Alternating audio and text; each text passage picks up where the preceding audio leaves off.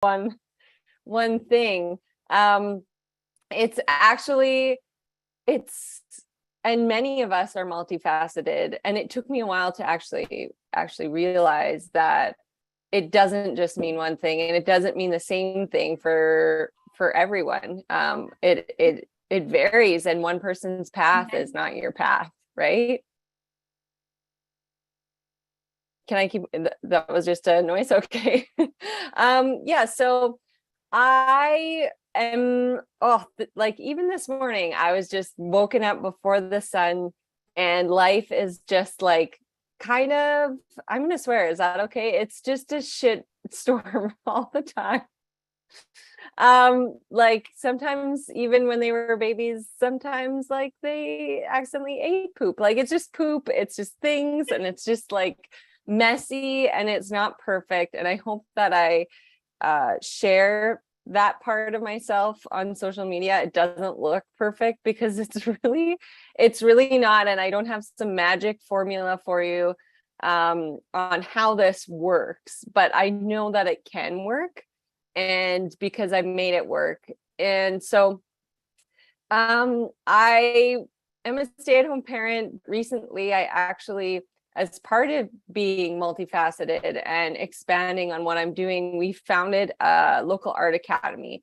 So, but I made it so it's only twice a week. So that is like part of scheduling. That is part of like, how does this work into my life? Not overextending yourself and accommodating everyone else, but how does this work for you? Because at the end of the day, you want to be there as much as you want to be, like as present as you want to be. Like my cousins, we all have 3 kids.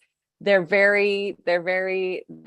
lawyers, and they work in medical, and they really are passionate about being more full-time in their careers, and that's okay. So it looks really different for everyone. I thought it was really important to be there with my kids. However, now I really want something for myself, like so badly, because I did include them so much in my studio practice. And then Angela, we need to mute you, I think. I'm taking care. You got it? You got it? Okay, you're so technical. You're so tech savvy. Yeah. There we go. Perfect. Yeah, so what was I? Oh, sorry. I've got lots. Oh yeah, it just really, it looks different for everyone, and it's always fluid and always changing. Like especially children, like one day they'll be fine, and the next day they'll wake you up at the crack of dawn and burn their hand on the light bulb and drive you crazy for 3 hours until this happens. My sister picked Teddy up, thankfully, and yeah, he was having a rough morning. So he should have been about it. Yeah, no, it wouldn't have worked. He can't be around. He's so in love with me, and I'm so in love with him, but like he loves me so much, he wants to be around me all the time doing everything. He would be just like right here. He's so sweet, but he doesn't let me give my attention to anything else. So no, and that's okay. He's 3. Yes. So okay, tell us something. How long have you been a mother, and how long have you been playing these 2 roles of being a mother and also being a full-time artist? So that would be it would be 8 years, but if you count pregnancy, like 9, and I do, because that's part of everything.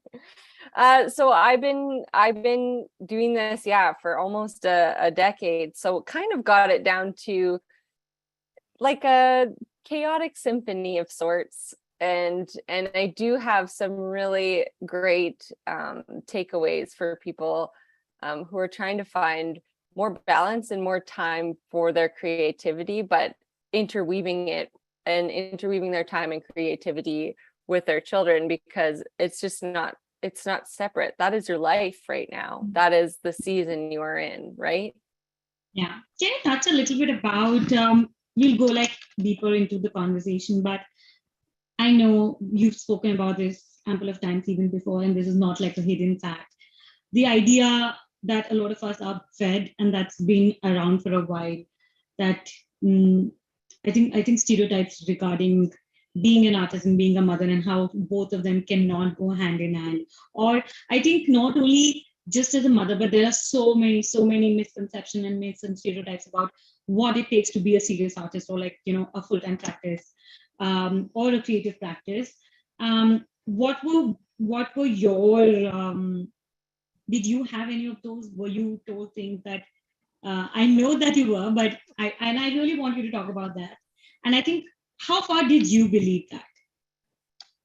Yeah, I think it's just kind of, well, I have my degree. I went to art school. I did the full round, and it really was sort of the mentality of, it's a singular thing. You're only serious if you're like almost mean, like you're so serious and you have to take your art so seriously, and you have to look a certain way and talk a certain way, and your art has to be this like profound, absolute snobbery sort of attitude. And that's how it was. And I mean, that's a long time ago, right?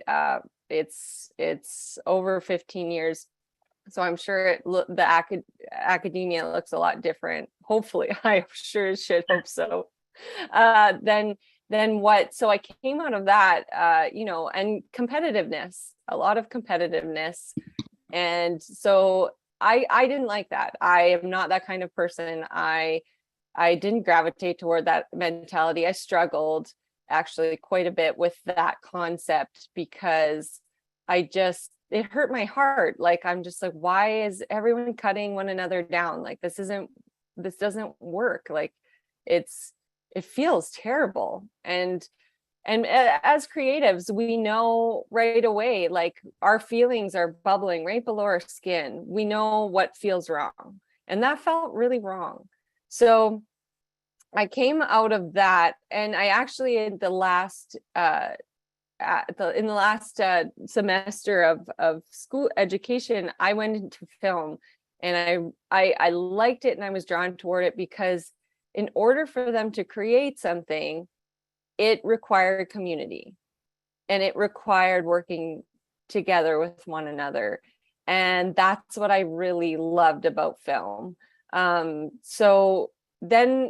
But then all of a sudden I graduated, and I moved back home across the country with like, what do I do with that? And I lived in a really small place in Canada, and there was no film industry or anything for at least 7 hours away. So I was like, well, I still love painting. I'm still obviously pushing for painting. Student loan debt, had to work that off in so many ways, but those were all stepping stones and building blocks to who I am today. So it's really important. And I actually have this at the end of my presentation, but considering it's not a presentation anymore, I'll just give away my biggest tip. And that is, to actually, and it's only happened in the last few years, is finding community. So that is my biggest tip for not just balancing your creative career and motherhood. That is for anyone. When you find your community, you can lean on them if you're struggling with something. You can lean on them if you're winning in something. If you have to find your right community. Like, that might take a while too. And you can work together and collaborate and move forward in the world. And that is how this has all worked for me. And this is not just like it happened yesterday. I searched for like-minded individuals and kind individuals and a community for almost 10 years. Like, it was lonely. And so in that time, and becoming a new mother in the throes of grief, and I'll talk about that a little bit, I'll touch on that, but I just turned inward because there was nothing to turn outward. So I just painted and painted and painted, and I was a mother. So they're here. So that's just that is what life presented to me. And instead of resisting it, I really welcomed it. and it was the most beautiful place I have ever found myself in, and I'm so grateful. And I still look back, Gus is 8 now, and I look back to when he was 2, creating that first collection of 44 pieces with me. I'm just like, blown away at what we did. And it was pure magic. It was pure coincidence, and it was pure magic. It was the universe at work. So tell me something. You have like, you start like your first, now you're a mother of 3. How has that been? I mean, has that journey of from one child to now managing 3, how has that also impacted your practice now? Because like a full studio, like it's just not you or Gus. It's like a no, now. it was definitely easier to create one-on-one or while the other napped, right? When they're all in here, it's definitely a creative mess, and you block out time for and certain creative activities, like cater to what they love and what they're interested in, right? You have to keep that in mind. And we do talk about that in our Getting Creative with Kids course, is like, we have like a list, like, what are your kids' favorite things, and like find those and then figure out, because they will create. Kids love sensory. There's no doubt that they'll meet you on that level, right? With 3, it's definitely a challenge, and we did struggle in moments with sleep, and I will talk about that too. But we had some times where, like, my husband went through something, and you just, things you're not ready for and you don't anticipate, but you get through them somehow, some way, and you're just totally obsessed with what you do. So I'm going to read you a quote, and it'll surprise you who said it. I don't know if she's as popular where you are as she is in North America, but this is her quote: "The greatest gift you can give yourself is to find something you are naturally adept at and find out a way to make a living at it. Because if you do that, every day will be a play day. You're never battling upstream. You love what you do. And if you love what you do, why do you want to stop doing it?" I love Right? that. Yeah. And it's Judge Judy. So Judas Susan Bloom. Absolutely. Who doesn't know? Judge Judy said that. It's Yeah. so true. Like, Yeah. it's just, and I think we all know this, and we're just finding ways to make it work, right? Right. We're Yeah. finding any solution, any little, like, this is working, we're going to go with this. And you find ways to make what you love work, because you kind of just have to. And you should. You have every right to do that. Tell me something. I think this is something, I'm not a mother, but I think these questions come up like when I look at you, and I keep showing my sister. The other day also, I was showing my sister just your account and how you do things. And like any mother, when I see, I think you're just a perfect example that always comes strikes my mind. I'm like, look at her, like, I see a lot of people struggle with, especially as artists. I think it's a decision that, do you want your children to be a part of your practice, or like, or studio, like, like you're doing. I want to understand what, like, was this like from the beginning you were clear that you wanted your children to be a part of your practice, or that happened? And what are your tips on someone who wants to go down this path or the other path, if you have any?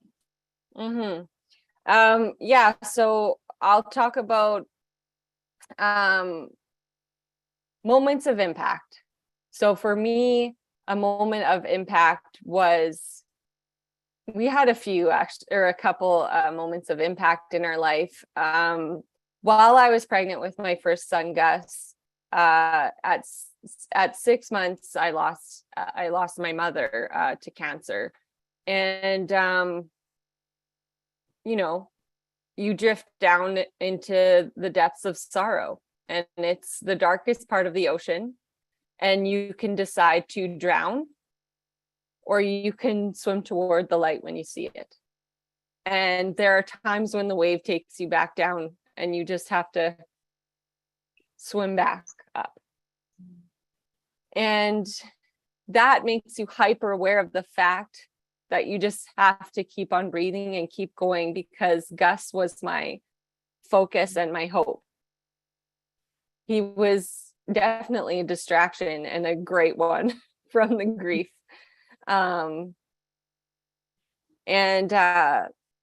So my father-in-law actually came over, and I had just heard Ashley Judd speak.